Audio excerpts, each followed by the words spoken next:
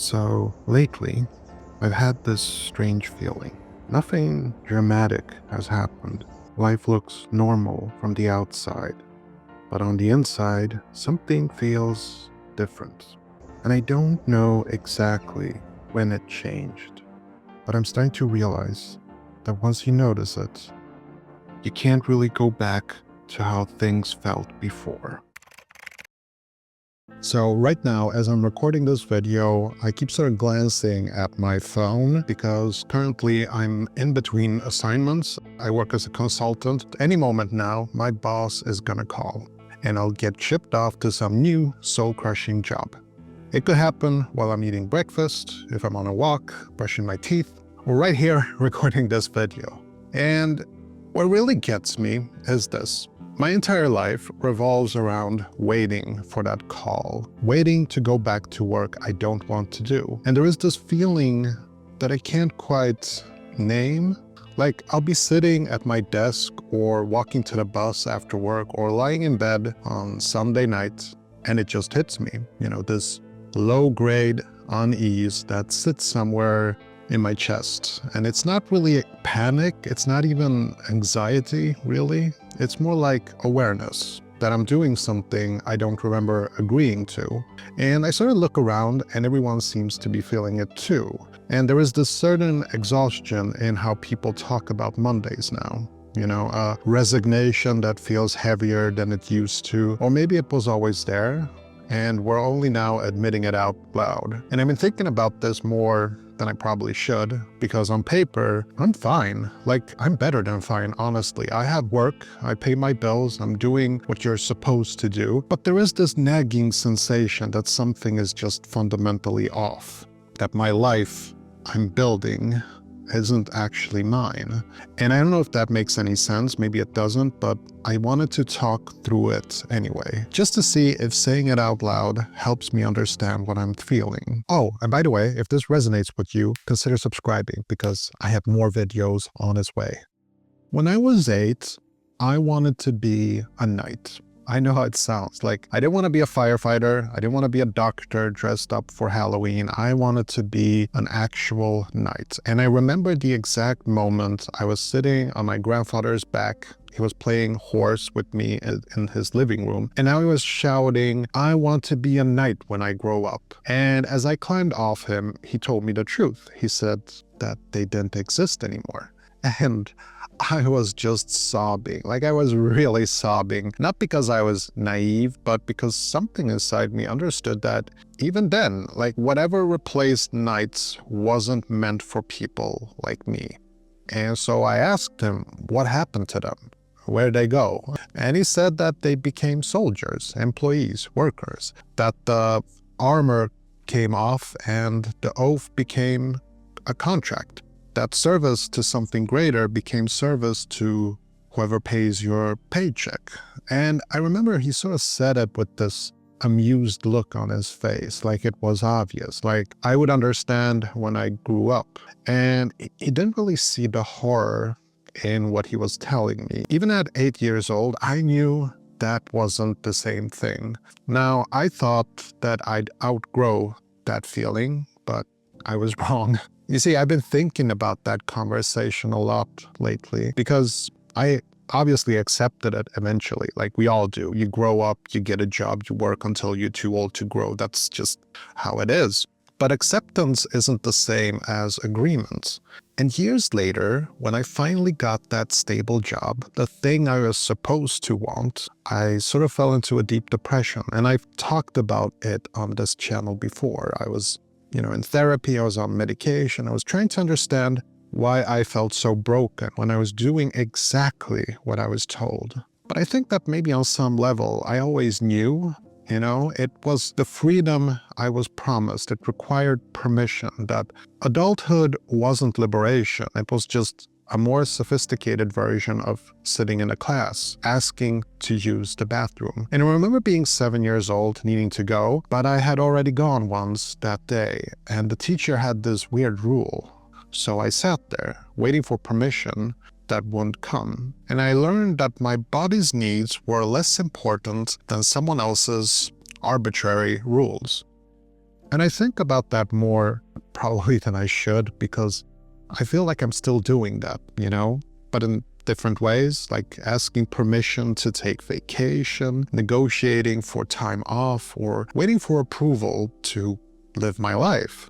And the strange part is, I'm not even sure that I ever actually agreed to this arrangement. It just sort of happened. You know what I mean? Like 16 years of school and then work, then more work.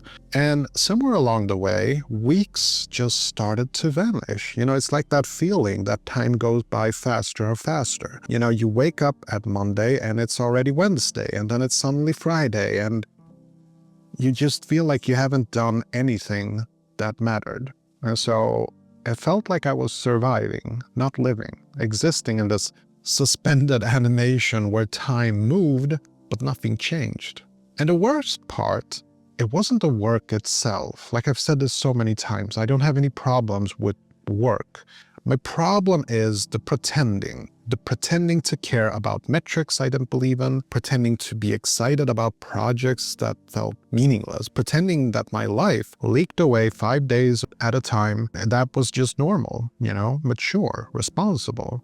And then I started noticing something that made it worse. Like most people I know feel this way. They nod when someone complains about work. They joke about Mondays. They count down to Friday.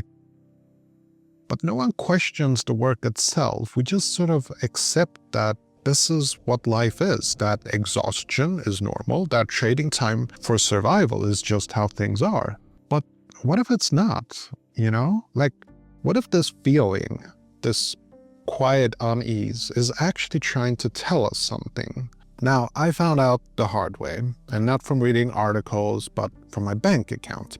So this is a true story. Just the other day, my wife and I were thinking about ordering a pizza. And so she checked our food account. We have this sort of separate account just for groceries and food. And she told me that it was pretty low. And I sort of froze, like shocked, like how the hell did this happen? Like, my mind couldn't compute. We're usually so good with our finances, and I sort of pride myself on the fact that we check our spending. We have discipline. And now suddenly, we weren't covered? Now, here's the thing. That account has never been even remotely close to empty. We budget, we meal prep, we don't eat out much, and suddenly, it wasn't enough. And we load that account with $1,000 every month now. And I remember there was a time when we only needed 500. I remember that time. And it's not like we eat twice as much today.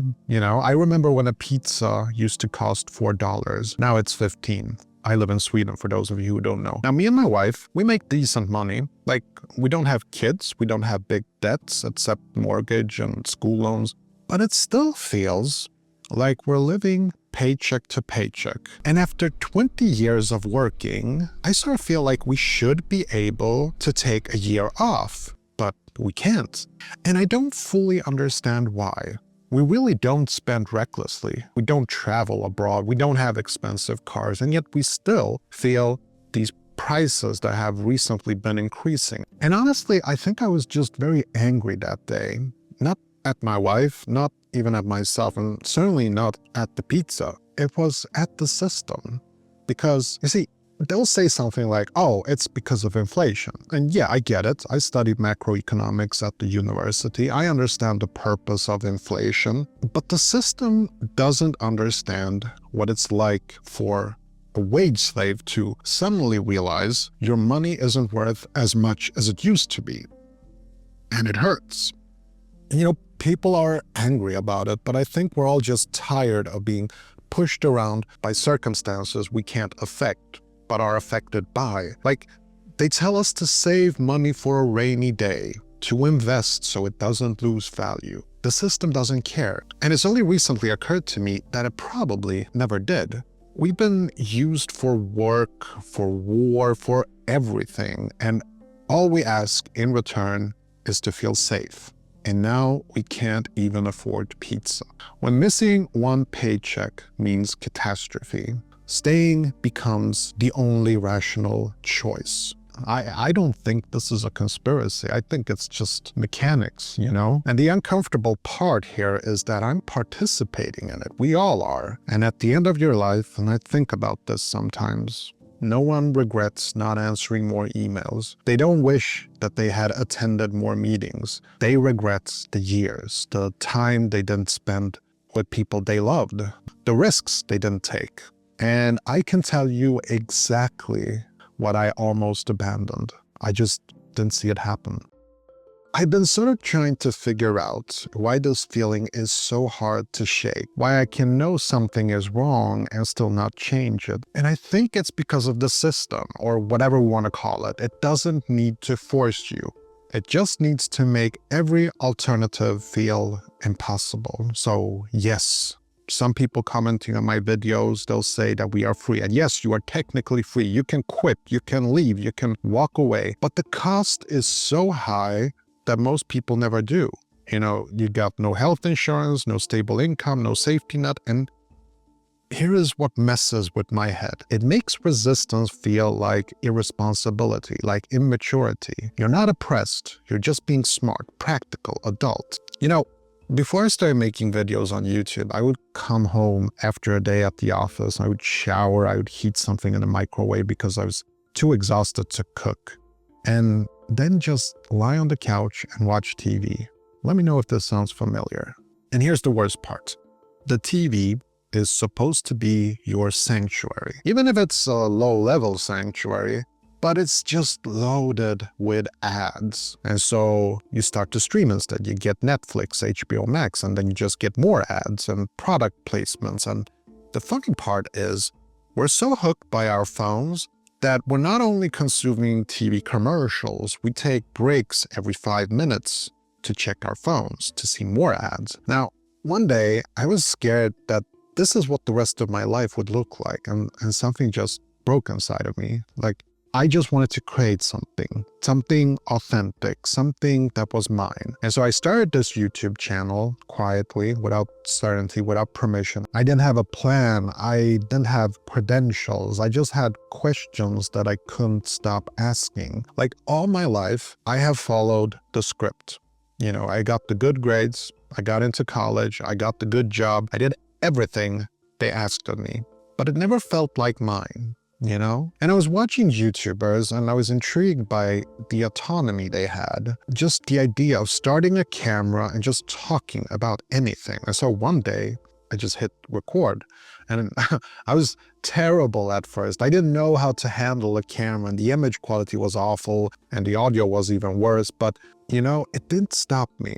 And something very strange happened. I started earning money outside the job. Not a lot at first, like barely anything, to be honest, like $10 here, $20 there, but it was mine, you know? It was built by me, it was owned by me, there was no boss, no clock, no performance reviews, just systems that I had sort of built and skills and time that I put into it. Now, the first month I made more from YouTube than from my job. I sat at the bus stop and I was waiting for a bus to arrive, and I wasn't alone. There were other wage slaves there too, and I looked at them and I sort of tried to imagine what their lives were like, if they were going through life like me or if they had dazzling wage slave lives, just sitting there, just staring, processing, because this was possible, you know? And then it got me thinking, what else had I been wrong about? And then things got really strange for me, and not in a dramatic way, just very different. Okay, I need to tell you something that I usually don't admit. I've been struggling with YouTube for more than 10 years. 10 years, okay? And when I started making these videos, nobody was watching. And some videos didn't even get 10 views. No comments, no subscribers. But I sort of remember that I felt like I was talking to the whole world, you know? And I didn't care that, well, the reality didn't match my fantasy. And while most people would have given up after 5 videos, I just enjoyed making them, even if nobody was watching. And for the first time in a long time, I felt like a kid again. You know, when you just played for the sake of playing. You didn't play for admiration or validation. You played because you enjoyed it. And this became my fuel. Now, Sometimes haters will call me out and say, well, you're just making these doom and gloom videos for the money. And sometimes I'll reply, brother, you have no idea. I would do this even if nobody would watch them. Now today is a bit different. Like every month I get views from hundreds of countries, and it's just crazy that people take the time to watch my videos. I feel honored, honestly privileged to be able to entertain you, even if it's only for 10 or 20 minutes. And because I take that privilege very seriously, I work very hard on making my videos as good as I can. Like I've said this so many times, I don't hate work. I actually work harder now than I have ever done at my job. Like I love to solve problems. I like building things. It's just this feeling of progress that is so beautiful to observe. But what I can't stand is when you're being forced to do something. The idea that if you don't sell your time, you're gonna starve. That freedom only exists after permission is granted, that your life belongs to someone else 40 hours a week. And so I started building, slowly, imperfectly, without knowing if it would ever work. And I learned skills that sort of compounded, like video editing, writing, not overnight success, not escape fantasies, just, you know what it is? It's just reclaiming time, piece by piece. Now at first, I'm not gonna lie, I failed constantly. I must have made thousands of videos that bombed, right? Like ideas that went nowhere, months where income dropped and I questioned everything. But here's what I learned, and this might sound a bit strange. Failure in something you own feels very different than success in something you don't. Because even when I was failing, I was learning. I was building equity in myself. I was creating assets that couldn't be taken away in a restructuring meeting, right? Mostly there was a voice in my head that obviously said, just grow up, Tom. Just be an adult, work, provide, and shut up. And sometimes people would laugh at me, even friends, even family, not in spite, but just sort of, you're being so silly, Tom. But I had this gut feeling that it wasn't really them. It was sort of the wage slave programming. And I've said this so many times, and I swear I'm gonna die on this hill. I think that all people are actually creative, playful creatures. But society sort of turned most of us into these robots, right? And I never listened to that voice. And if people make fun of me, I just don't care because it's my life and I'm just done pretending. I'm done playing the superficial game, right?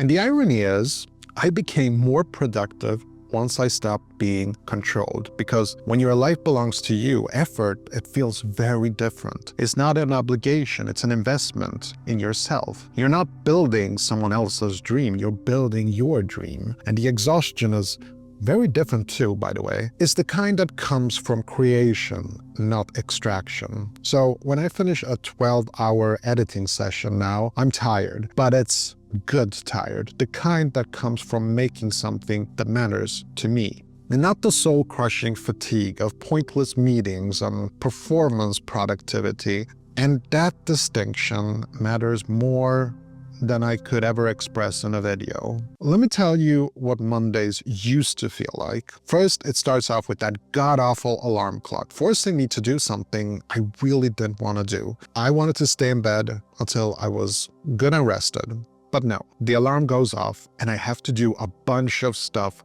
quickly and catch the bus. And I'm sitting there like a stuffed mackerel in a can with other mackerels, right? And everyone is just looking like zombies. And then at work, the superficial air, the superficial atmosphere, and you're sort of dressed and you behave like a cog in a wage slave machine.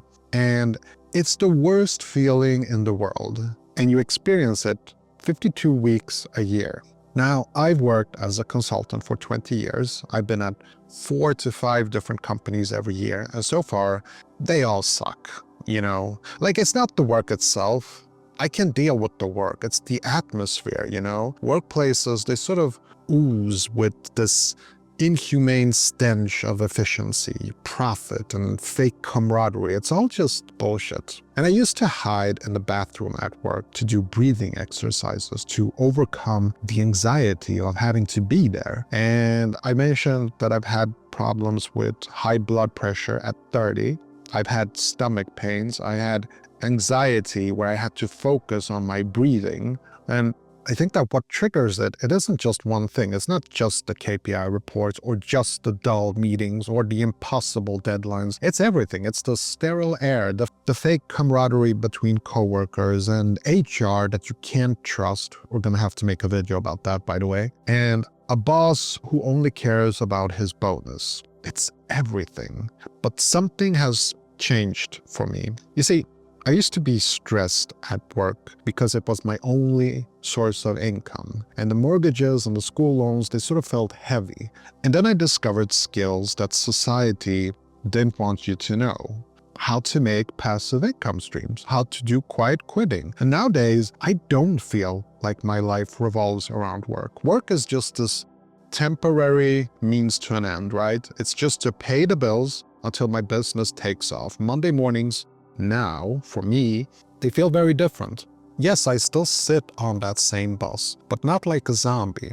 You know, on the old Monday bus ride, I wasn't thinking about anything. I was just listening to my music, trying to dull my mind, distract myself from, well, deeper questions like, what the hell am I doing with my life? But now, you see, things have changed. Now when I'm on the bus, I listen to podcasts about how to run a business. I take online courses, I write ideas for new videos, and I plan my upload schedule. I have strategy meetings with myself on the bus. And you know something? I love it. I live for it right now. I feel like I'm in control for the first time in my life. Like win or lose, you know what? Doesn't matter because it's mine. Here's the thing. I don't hate Mondays anymore. Mondays are like a starter pistol that gets me going. I don't struggle with motivation because I'm obsessed with my biggest goal in life, the journey to escape wage slavery, to leave the 9-to-5 once and for all. And most people, they never feel this, you know? They spend their entire lives working hard for outcomes that they don't even care about, creating value that they'll never capture. And then they retire, if they're lucky, with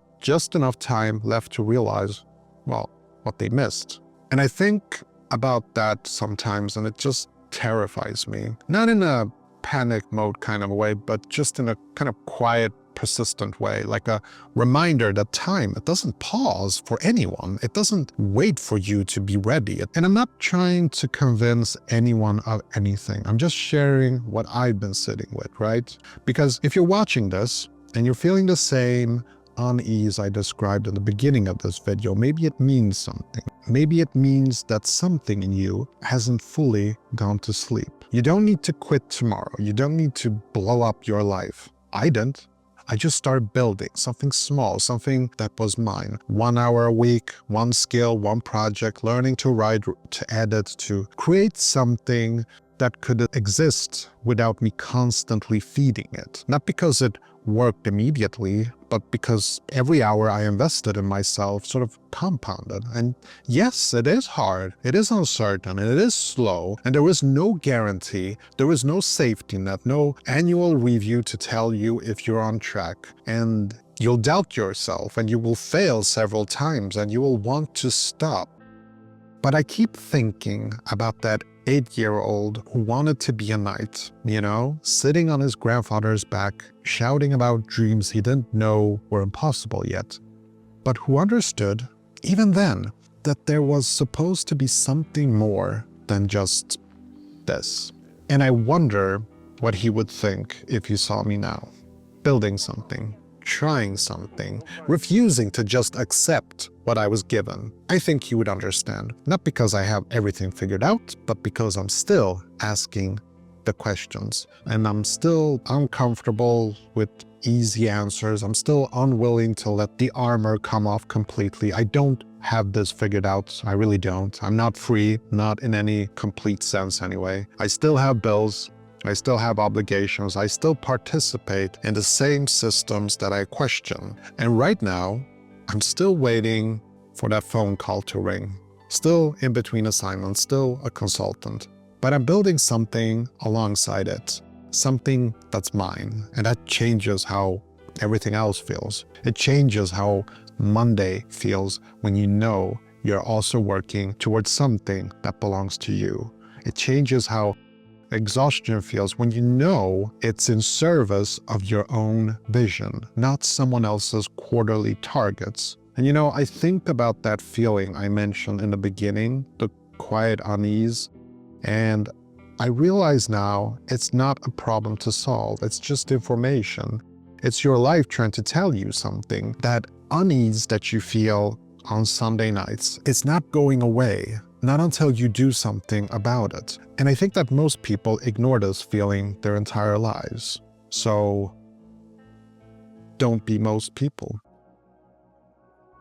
As always, thank you for listening. Do me a favor and tap that like button to show your support. Subscribe if you're interested in more content like this. Until next time, stay hungry, relentless, and strong in your journey of escaping wage slavery. Bye.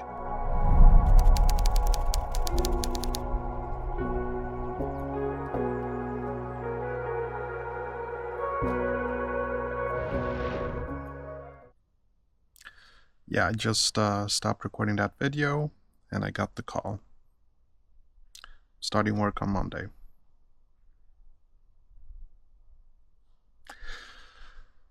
Oh well.